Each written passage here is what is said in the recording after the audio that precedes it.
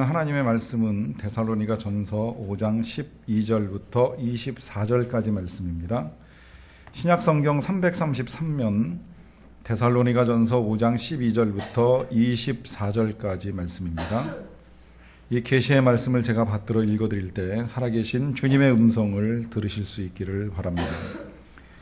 형제들아, 우리가 너희에게 구하노니 너희 가운데서 수고하고 주 안에서 너희를 다스리며 권하는 자들을 너희가 알고 그들의 역사로 말미암아 사랑 안에서 가장 귀히 여기며 너희끼리 화목하라. 또 형제들아, 너희를 권면하노니 게으른 자들을 권계하며 마음이 약한 자들을 격려하고 힘이 없는 자들을 붙들어주며 모든 사람에게 오래 참으라. 삼가 누가 누구에게든지 악으로 악을 갚지 말게 하고 서로 대하든지 모든 사람을 대하든지 항상 선을 따르라. 항상 기뻐하라. 쉬지 말고 기도하라. 범사에 감사하라. 이것이 그리스도 예수 안에서 너희를 향하신 하나님의 뜻이니라. 성령을 소멸하지 말며 예언을 멸시하지 말고 범사에 헤아려 좋은 것을 취하고 악은 어떤 모양이라도 버리라. 평강의 하나님이 친히 너희를 온전히 거룩하게 하시고 또 너희의 온 영과 혼과 몸이 우리 주 예수 그리스도께서 강림하실 때에 흠없게 보존되기를 원하노라. 너희를 부르시는 이는 미쁘시니 그가 또한 이루시리라. 아멘. 현대인들이 가지고 있는 여러 가지 관심 가운데 한 가지는 자녀를 기르는 일이라고 생각을 합니다. 그 자녀를 기르는 양상이 세월이 흘러가면서 여러 가지 변화들을 이루어 간다라고 하는 이야기를 본 적이 있습니다. 서점가를 지배하는 육아의 책이 과거에는 자녀 학습에 초점이 많이 맞추어져 있는데 근래에는 어머니의 인성에 집중하는 쪽에 가깝다 하는 이야기입니다. 부모가 된다는 것 혹은 바라지 않아야 바라는 대로 큰다, 엄마의 빈틈이 아이를 키운다라고 하는 책의 제목들을 통하여서 많은 부분 관심이 자녀보다 부모에게 집중되고 있는 것을 보게 됩니다. 우리나라 재작년 초까지만 해도 이 육아시장의 키워드는 타이거맘이라고 하는 것이었습니다. 자녀를 엄하게 통제하는 엄마를 일컬어 타이거맘이라 하고 중국계 미국 엄마인 예일대 로스쿨 교수 이 에이미 추아가 펴낸 책에서부터 이 용어를 사용하기 시작을 했습니다. 자녀를 철저하게 가르쳐야 한다는 데 초점을 맞췄지요.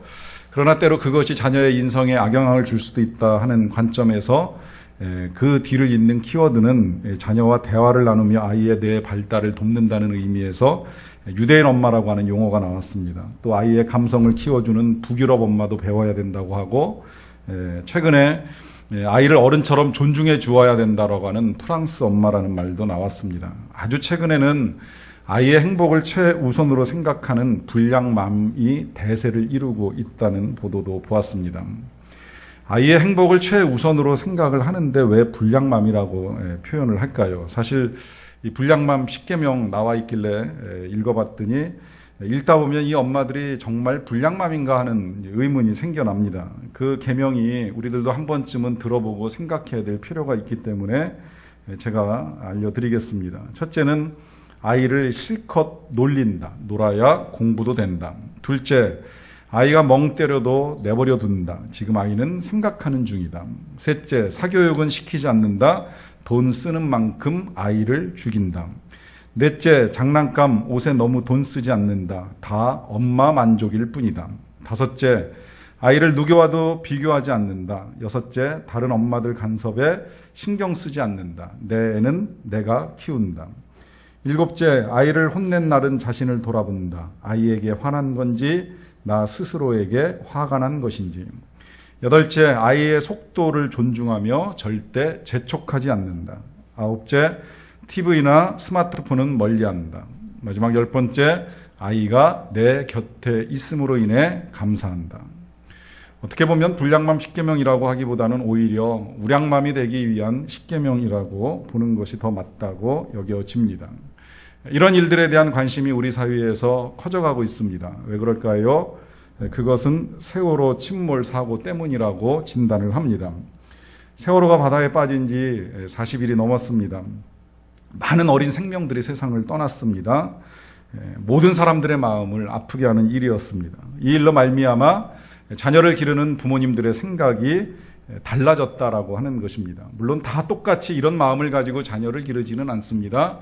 그중에는 불안감이 더 커져가지고 아직까지도 적극적으로 소풍이나 수학여행을 반대하시는 부모님들도 적지 않다고 합니다. 부득이하게 또 가야 된다라고 하면 누가 인솔하는지, 책임자는 누구인지, 안전관리자는 있는지, 또 현장의 안전 시스템은 어떻게 되어 있는지 직접이든 간접이든 확인해야지 보낼 수 있는 부모님들이 늘어나고 있다라고 하는 현실도 있습니다.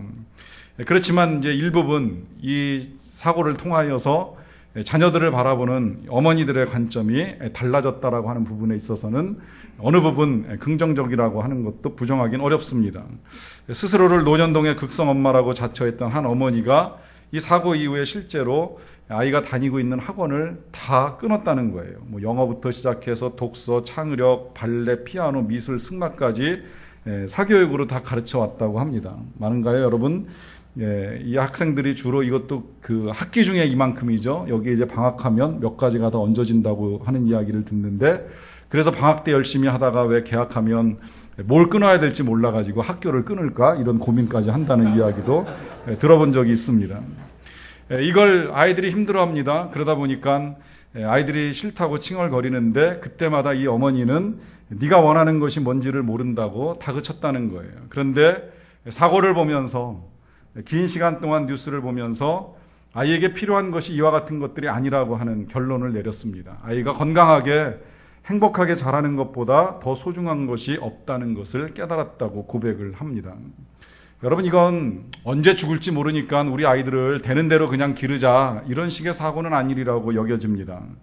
자, 그러면 정말 불량맘이 되겠지요. 그러나 분명히 이와 같은 결단을 내린 데에는 쓸데없이 많은 것에 매여서 불행하고 힘들게 살지 말자는 것입니다. 하나님은 우리를 이 세상에 보내실 때, 또 우리의 자녀들이 이 세상에 태어나게 하실 때에는 행복하게 살라고 보내셨는데 그 행복을 알지도 못하고 누리지도 못하고 불행하게 살아가면 이 또한 얼마나 정말 슬픈 일이 될까, 이와 같은 일들에 대한 분명한 깨달음이 있는 거죠. 물론 부모들의 최초의 동기는 아이들의 행복이었을 것이라고 생각을 합니다. 아이들이 이후에 성년이 되어서 좀 행복하고 편안하게 살아갈 수 있도록 도와주는 일, 그건 현재 이 아이가 어렸을 때 많은 걸 가르치고 실력을 키워주고 또 적성을 개발해주고 그래서 능력 있는 사람으로 만들어서 이 아이가 후일에 어른이 되었을 때는 정말 세상에서 폼 잡으면서 행복하게 살아가기를 소망하는 부모님들의 마음이 전혀 없었다고 볼 수는 없습니다. 그런데 그와 같은 동기가 오히려 현재 아이들의 삶을 불행에 빠뜨리고 힘들게 하였다라고 하는 이 부모님들의 각성이 이와 같은 변화를 일으키게 되었다라고 볼 수 있습니다. 참 바람직하다는 생각을 합니다. 여러분, 우리가 우리에게 주어진 인생을 위하여서 때로 정말 현재 필요한 것이 무엇인가 가치를 발견하는 일, 그리고 올바른 가치를 추구하는 일, 그리고 그 가치를 이루기 위하여서 달려가는 일은 우리에게 있어서 그만큼 중요하다라고 하는 것입니다. 자, 그렇다면 우리가 한 생명을 살아가는 일생을 사는 동안에 우리의 삶에 있어서 가장 가치 있는 일이 과연 무엇일까요? 그 가운데 한 가지 1차적으로 자녀를 양육하는 건 배제할 수가 없습니다. 때로 이 일이 긴 시간 동안 여인들의 자유로운 삶을 제한하는 일들이 있습니다. 사회에서 능력 있게 일할 수 있는 사람들, 또 긴 시간 동안 공부하며 대학에서 좋은 전공들을 가지고 공부한 여자들이 결혼을 하고 나서 때로는 육아에 매여가지고 긴 시간 헌신하는 일들이 일어납니다. 그러다 보니까 저는 이 가정사역을 하면서 그러한 일들에 빠진 우리 어머니들의 탄식을 듣는 일들이 종종 있었습니다. 내 전공, 내 실력, 내 능력들 다 어떻게 하고 내가 이렇게 아이에만 매여서 살아가야 하느냐 하는 탄식이죠. 그러나 실상 그건 탄식할 일이 아닌 것이 우리의 삶 가운데 할 수 있는 여러 가지 일들 가운데 가장 귀한 일 하나를 지금 하고 있는 겁니다. 한 사람을 건강한 성인으로 만들어가는 과정에 하나님은 우리를 사용하십니다. 부모된 우리들을 통하여 한 사람을 이 사회에 적응할 수 있고 또 때로는 하나님의 영광을 드러낼 수 있는 멋진 사람으로 만들어 가기를 원하시기 때문입니다. 그 일을 가장 잘할 수 있고 그 아이에게 그 일을 잘 도와줄 수 있는 최선의 사람으로 하나님은 우리를 선택하셔서 지금 그 아이의 부모가 되게 만들어 주신 것입니다.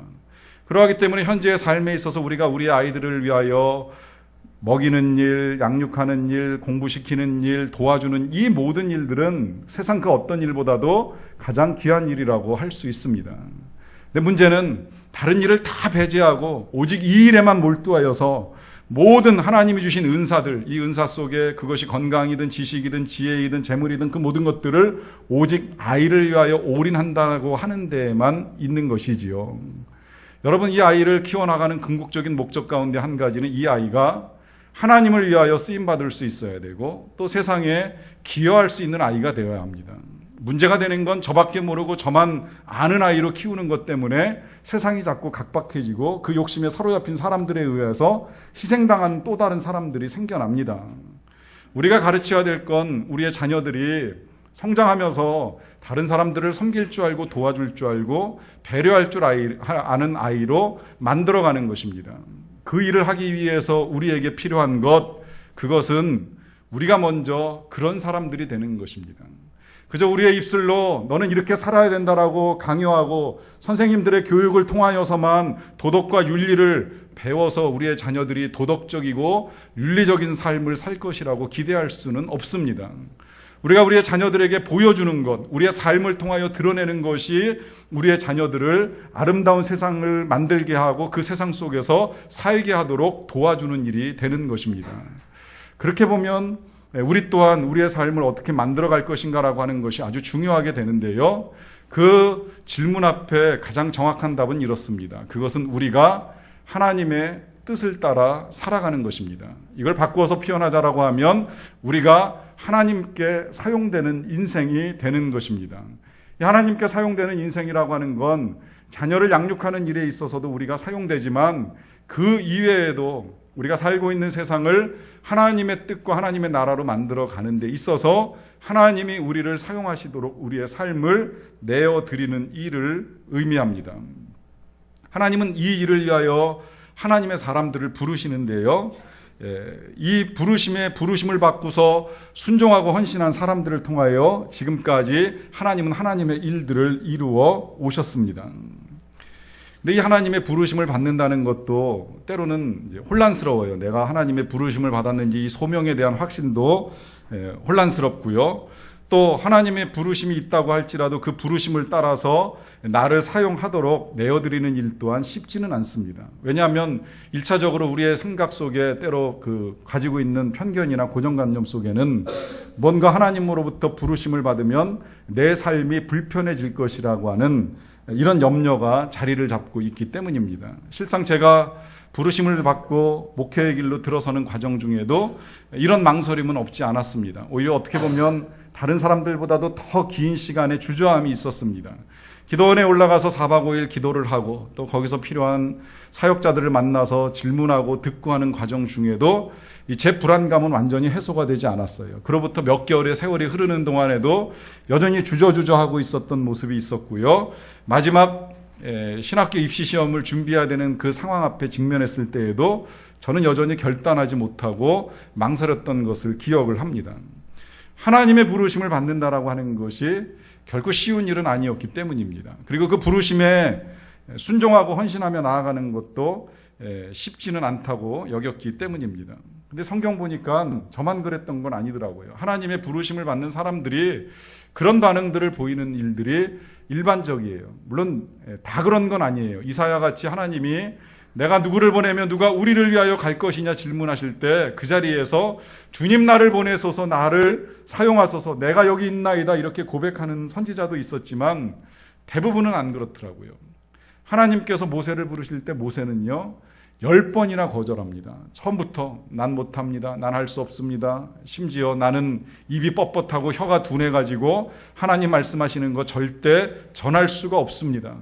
또 사람들이 내 말을 듣지 아니하면 어떻게 하지요? 이런저런 걱정과 핑계를 가지고 하나님의 명령을 거절합니다. 요새 우리가 묵상하고 있는 선지자 예레미야도 똑같아요. 하나님이 부르실 때 그가 첫 번째 응답한 건 이것이었어요. 나는 슬픕니다. 나는 아이인데, 나는 어린아이에 불과한데 내가 어떻게 하나님의 일을 할 수 있겠습니까? 그도 거절하면서 시작을 했습니다. 근데 놀라운 건 이 하나님의 부르심에는 은혜가 있습니다. 하나님의 부르심에는 그 부르심을 따라가는 자의 삶에 변화가 일어납니다. 근데 그 변화는 부르심 이전보다 부르심 이후가 훨씬 더 은혜가 넘치고 탁월한 삶이라고 하는 것입니다. 하나님의 부르심을 받기 이전에 모세는 목동이었습니다. 목자도 아니고 목동입니다. 장인 어른이 목자이고 그 목자 밑에서 목동 생활하면서 얻어먹고 살던 인생이었습니다. 그런 그가 이스라엘 백성 전체의 목자가 되어서 그 백성들을 이끌고 가는 위대한 지도자가 됩니다. 하나님의 부르심을 받기 전에 사도 바울은 사람들을 핍박하고 죽이고 괴롭히는 인생이었습니다. 그가 예수님을 만나고 예수님께로부터 부르심을 받았을 때 그는 위대한 선교사가 되었습니다. 성경을 저술하는 사람이 되었고 하나님의 메시지를 열방 가운데 전하는 위대한 하나님의 일꾼이 된 것입니다. 부르심을 받을 때 그 이전과 이후가 확연하게 다르다라고 하는 것입니다. 예레미야 역시도 망설였지만 그러나 하나님의 말씀, 너는 아이라 말하지 말고 내가 내게 보내는 곳에 가서 너는 전하라 하시는 이 말씀에 따라 그가 하나님의 말씀을 전하기 시작했을 때 그는 이스라엘 전체 역사에서 그리고 오늘날까지도 하나님의 가장 위대한 사람으로 자리매김을 할 수 있었던 것입니다. 그러하기에 하나님께 우리의 삶을 드리는 것은 쉽지 않지만 우리의 삶을 내어드릴 때 우리의 삶은 달라집니다. 하나님은 우리를 사용하셔서 하나님의 크고 귀하신 일들을 이루십니다. 이 일에 대하여 오늘 본문 24절에서 이렇게 말씀하십니다. 너희를 부르시는 이는 미쁘시니 그가 또한 이루시리라. 짧지만 이 한 절의 말씀을 잘 생각을 해보세요. 우리를 부르실 때 우리가 부족할 수 있다는 거예요. 우리의 능력이 탁월하지 않을 수도 있다는 것입니다. 그러나 우리를 부르시는 이가 미쁘시다라고 하는 건 우리를 부르신 하나님이 우리가 믿을 만한 분이시고 그 믿을 만한 분이라고 표현이 가능한 건 그분 안의 능력과 그분 안의 지혜와 그분 안의 권세가 있기 때문에 그분이 우리를 통하여 이루신다라고 하시는 말씀입니다. 내가 하는 것이 아니라 하나님이 하십니다. 우리가 하는 것이 아니라 하나님이 하십니다. 우리의 능력을 가지고 일을 하는 것이 아니라 하나님이 주시는 능력을 가지고 우리를 사용하셔서 하나님이 이루어 가시는 것들입니다. 그런데 여러분, 이 부르심을 받은 사람들이 모두가 다 귀하게 쓰이는 받는 것만은 아닐 수도 있다는 거예요. 하나님께서 들어 사용하시기는 하시지만 때로는 결코 선하게 쓰임받지 못하는 일들이 종종 일어납니다. 대표적으로 성경에서 찾자면 이제 바벨론이나 아수르 같은 나라예요. 이 나라들은 고대 이스라엘 역사 속에 이스라엘 주변에 있으면서 몇 차례 이스라엘을 괴롭히고 또 바벨론 같은 경우는 70년 동안 점령을 했던 그런 나라입니다. 하나님이 때로 이런 나라들을 들어서 사용하실 때가 있어요. 이유가 있습니다. 그것은 이스라엘의 죄를 깨우쳐 주시고 또 이스라엘이 징계를 받고 돌아와서 하나님을 잘 섬기고 또다시 공의롭고 정의로운 나라를 만들어가기를 원하시기 때문입니다. 이제 이런 일 하실 때 가끔 한 번씩 이런 나라를 들어다가 사용하시는 일들이 있어요. 오해의 소지가 있기 때문에 잘 이제 이해해 주시기를 부탁을 드리는데 간혹 선을 위하여서 악을 이용하시는 경우입니다. 그렇다고 하나님께서 악하신다라 하는 의미가 아니고 또 하나님이 악을 사용하신다는 의미도 아닙니다. 그냥 악한 사람들의 악한 마음을 그대로 내버려 두시고 선한 일들을 위한 보호를 잠시 멈추시면 이런 일들이 일어날 수 있다는 거예요. 근데 이것도 또한 하나님이 하나님의 뜻을 이루는 방법으로 사용하시는 것이라는 거죠. 그러니까 이런 나라들이 하나님께 사용되긴 하지만 그렇다고 이런 나라들이 선한 나라들은 아니라고 하는 의미입니다. 정확하게는 하나님께서 그들을 부르신 것이 아니라 그들을 그냥 내버려 두심으로 인하여서 잠시 하나님의 백성들을 일깨우시고 사용하시는 일을 하신다는 거죠. 이렇게 사용되는 존재들의 특징이 있습니다. 그것은 일회적이라는 거예요. 하나님께서 그들을 통하여 일하시는 경우가 지속되진 않습니다. 또 그게 맞지요. 만약에 그런 식으로 하나님이 통치를 해나가신다라고 한다면 절대 우리가 사는 세상은 평안할 수가 없죠. 악이 끊임없이 그 악한 일들을 반복적으로 진행시켜 나간다라고 한다면 이 세상은 너무 엉망이 되어버리고 우리는 살 수 없게 됩니다. 그러니까 때로 한 번씩 하나님이 이와 같은 것들을 그냥 내버려 두심으로 사용하시는 일은 있지만 하나님의 선한 도구, 하나님의 부르심을 받고 하나님에 의하여 쓰임받는 사람들의 특성은 일회성이 아니라 지속성입니다. 한번 반짝 등장하고 사라지는 것이 아니라 지속적으로 쓰임을 받는다라고 하는 것입니다. 모세는 80세의 나이에 부르심을 받은 것으로 알려져 있습니다. 늦은 나이입니다. 이 늦은 나이에 하나님을 위하여 일한다라고 하면 한 번, 두 번, 횟수로 따진다면 길어야 1, 2년일 것 같은데 그는 무려 120세까지 40년 세월 동안 한 번도 멈추지 아니하고 하나님을 위하여 달려나갑니다. 생명이 다하는 날까지, 심지어 죽어서도 오늘날까지도 그는 하나님을 위하여 쓰임받는 위대한 하나님의 사람이 된 것입니다. 어린 나이에 부르심을 받았던 예레미야 선지자도 역시 반짝 쓰임받고 끝나지 않았습니다. 그는 요시야 왕 때로부터 사역을 시작하는데요. 그 이후에 여호아스 왕, 또 여호야긴, 시드기야 왕에 이르기까지 무려 5왕에 걸쳐서 지속적으로 사역을 합니다. 왕들은 바뀌어 나가지만 그의 사역은 멈추지 않습니다. 하나님의 일들을 하는 사람들의 특성이 바로 이것이라고 하는 것입니다. 물론 경우에 따라서는요, 세례 요한같이 짧은 기간 동안 쓰임받고 떠나는 일이 있을 수 있어요. 선교사님들 중에도 긴 시간 한 나라에서 오래 사역을 하시는 분이 계신가 하면 부름받은 땅에서 사역을 길게 이어가지 못하고 순교하시는 일들이 종종 일어나기는 합니다. 그런데 그럴지라도 그분들은 죽어서도 쓰임받습니다. 이와 같은 삶이 얼마나 귀한 것인지, 또 이와 같은 삶이 하나님의 나라에서 어떠한 대접을 받게 되는지에 대한 분명한 진리를 우리에게 알려주고 계시기 때문입니다. 그런 의미에서 우리가 가치 있는 삶을 살기 위하여 해야 될 고백이 한 가지가 있습니다. 그건 하나님 이제는 우리를 사용하소서라고 하는 고백입니다.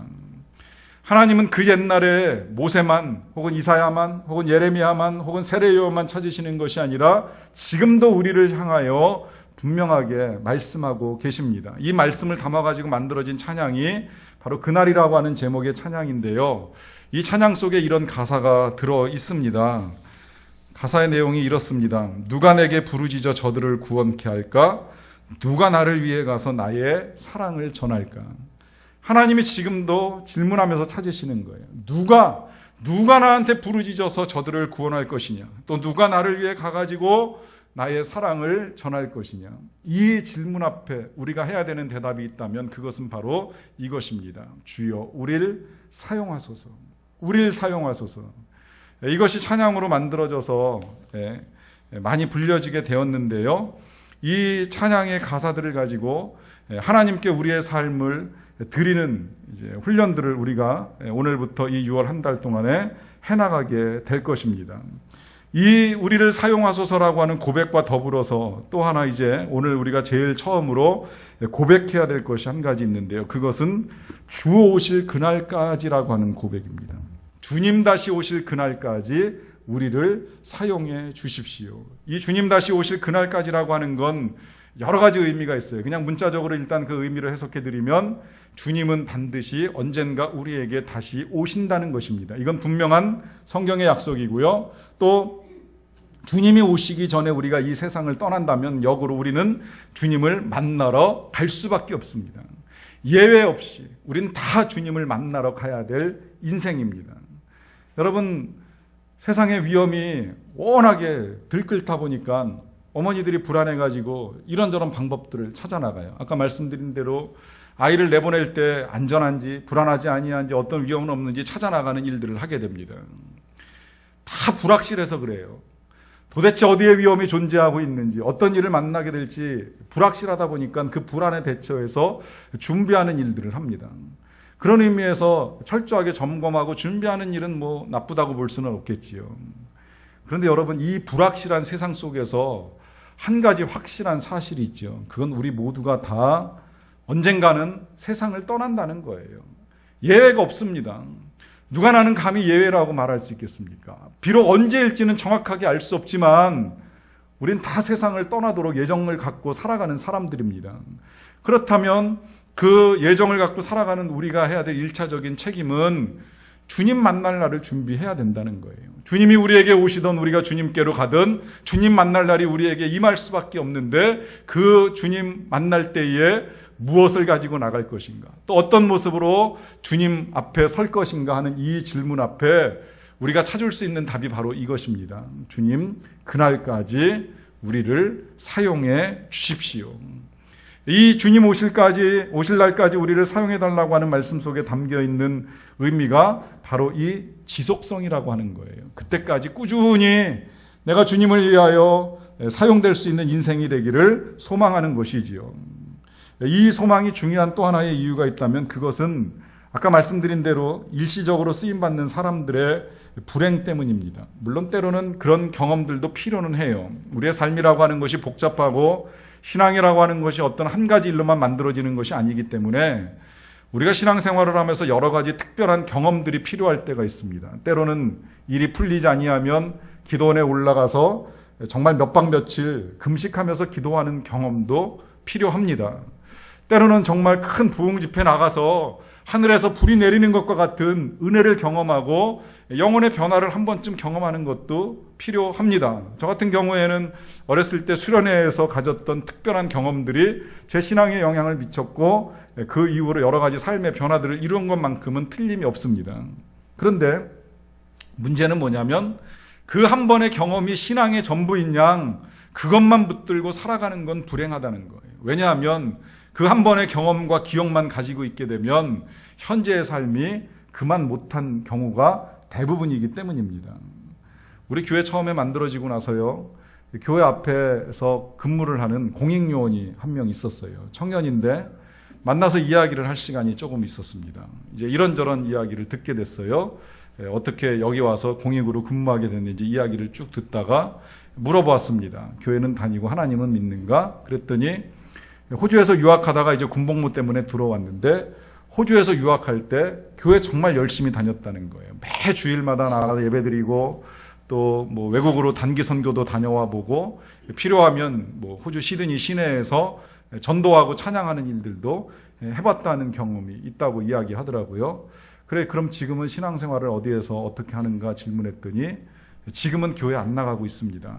잠시 쉬고 있습니다. 이렇게 이야기를 하더라고요. 안타까웠어요.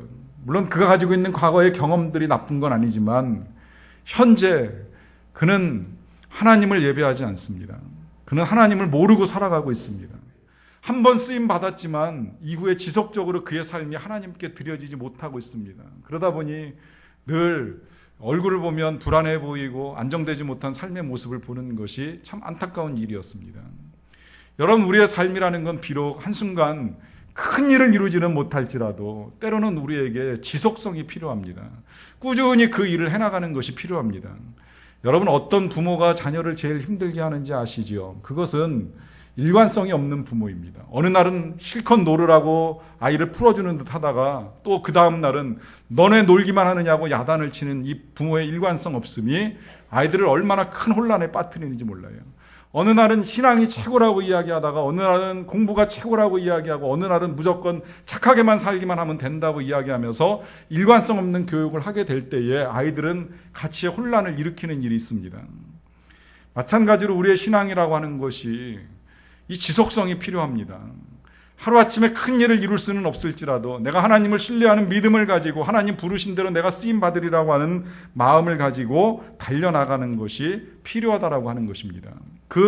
우리 신앙의 지속성을 위하여서 우리의 삶의 동기로 삼아야 될 것이 바로 우리가 주님을 만나게 된다라고 하는 것입니다. 이 말씀을 우리에게 전해준 사도 바울 선생님이 여러 가지 어려움들 중에도 끊임없이 이 사역을 위하여 달려갈 수 있었던 가장 큰 동기를 찾으라고 하면 바로 이것입니다. 그는 주님 만날 날에 대한 소망을 가지고 살았던 거예요. 그 소망 가운데 썼던 편지가 오늘 저하고 여러분들이 읽은 이 데살로니가 전서라고 할 수 있겠는데요.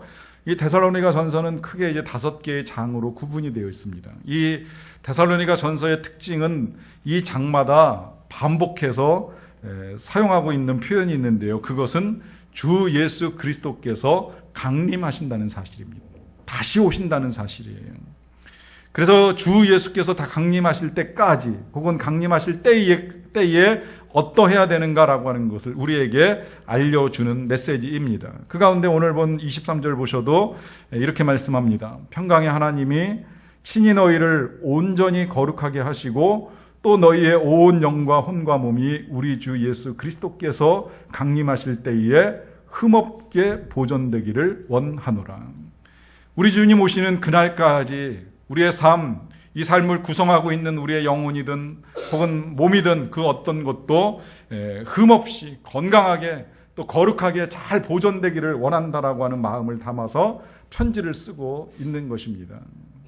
그렇게 흠없이 주님을 만나기 위하여 어떻게 해야 되느냐? 이제 여기 오늘 본문 안에 여러 가지 명령들이 있습니다. 너희끼리 서로 화목하라, 또 서로 도와줘라, 그리고 도와주는 일을 하는 과정 중에 오래 참으라, 또 범사에 감사하라, 쉬지 말고 기도하라, 어떤 일을 만나도 항상 기뻐하라라고 하는 당부들 있는데요. 이제 우리가 무엇을 해야 되는지에 대해서는 다음 주부터 계속 이어서 어떻게 사는 것이 주 오실 날을 기다리며 하나님께 쓰임받는 삶인지에 대해서는 보도록 하겠습니다. 다만 지금 우리에게 필요한 건 주님 오실 날을 우리가 기억하며 살아가는 삶이라고 하는 것입니다. 캐리 슈, 또 크리스 슈이라고 하는 이름으로 알려진 부부가 쓴 책 가운데 이런 제목의 책이 있어요. 내 생의 마지막 한 달이라고 하는 제목의 책입니다. 후회 없는 삶을 위해 지금 당장 할 수 있는 30일의 결단이라고 하는 부제가 붙어 있습니다. 만약에 우리의 생애가 한 달, 딱 30일이 남아있다라고 하면 어떻게 살 것이냐 질문을 던져주고 또 그 질문에 대한 답을 함께 찾아 나가는 책입니다. 지난번에 그 키르기즈스탄 갔다 오면서 비행기에서 읽었는데 너무 좋아서 기회가 나면 내년에 이 주제로도 한번 좀 같이 말씀을 나눌 수 있는 기회가 있었으면 좋겠다 생각을 하는데요. 여러분 잘 생각해 보세요. 여러분들의 생애가 가정입니다. 30일 남았다면 뭘 하시겠습니까? 어떻게 사시겠습니까? 물론 때론 이런 상상을 하게 되고 이러한 일들이 실제 우리의 눈앞에 다가왔다면 먼저 찾아드는 생각은 두려움입니다. 불안함입니다. 죽음이라고 하는 것이 우리의 삶에 가져다주는 불안함이 있을 수 있습니다. 그리고 내가 세상을 떠나게 됐을 때에 남겨지는 사람들에 대한 슬픔과 고통이 있을 수 있습니다. 그러나 다시 한번 돌아서 생각을 해보면 정말 그와 같은 일들이 우리에게 남겨져 있다라고 하면 지금처럼 살지 않을 가능성은 훨씬 더 커진다라고 하는 것입니다. 왜 그럴까요? 우리의 남은 시간이 소중하기 때문입니다. 여기서 우리가 진리 한 가지를 발견하게 됩니다. 그것은 우리 하나님께서 우리에게 죽음을 주신 것은 두려워하게 하려는 것이 아니라 우리의 생명이 얼마나 소중한가를 알려주시기 위한 것입니다. 여러분, 우리에게 주신 생명은 소중합니다. 우리의 삶의 나날들은 정말 귀한 나날들입니다. 이 귀한 나날들을 어떻게 만들어갈 것인가, 그 관점의 출발은 우리가 주님을 만난다는 것입니다. 주님을 다시 만나게 될 날이 반드시 우리에게 임한다라고 하는 것입니다.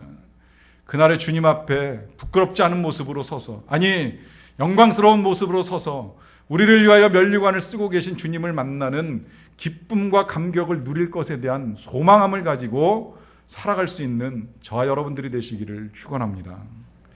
같이 기도하시겠습니다. 사랑하는 성도 여러분들께 질문 드리겠습니다. 여러분들의 삶의 이유와 동기는 무엇입니까? 또 그리고 목적은 무엇입니까? 무엇을 위하여 달려가고 있습니까? 무엇 때문에 그렇게 바쁘고 피곤하고 힘든 나날들을 보내고 있습니까? 그것이 물론 여러분들의 가족, 사랑하는 가족들을 위한 것이라고 하면 아름답고 귀한 일이고요. 그러나 우리의 삶은 거기서만 제한되지 아니하였으면 좋겠습니다. 하나님은 우리가 그 이상의 일들을 하기를 원하십니다. 그래서 지금도 주님이 우리에게 질문하십니다. 누가 나를 위하여 가며 내가 누구를 보낼까? 누가 내게 부르짖어 나의 구원을 전할 것인가? 누가 나를 대신하여 가서 나의 사랑을 전할 것인가? 여러분, 이 일에 이제 우리의 응답, 우리의 답변이 필요합니다. 여러분, 각자의 믿음으로 하나님께 고백하십시오. 주님, 나의 삶, 나의 남은 삶이 주님을 위하여, 주의 영광을 위하여, 교회를 위하여, 세상을 위하여 좀 더 가치 있게 존귀하게 멋지게 쓰임받기를 원합니다. 우리 이 같은 고백을 각자의 목소리로 하나님께 올려드리는 시간을 갖도록 하겠습니다. 같이 기도하시겠습니다.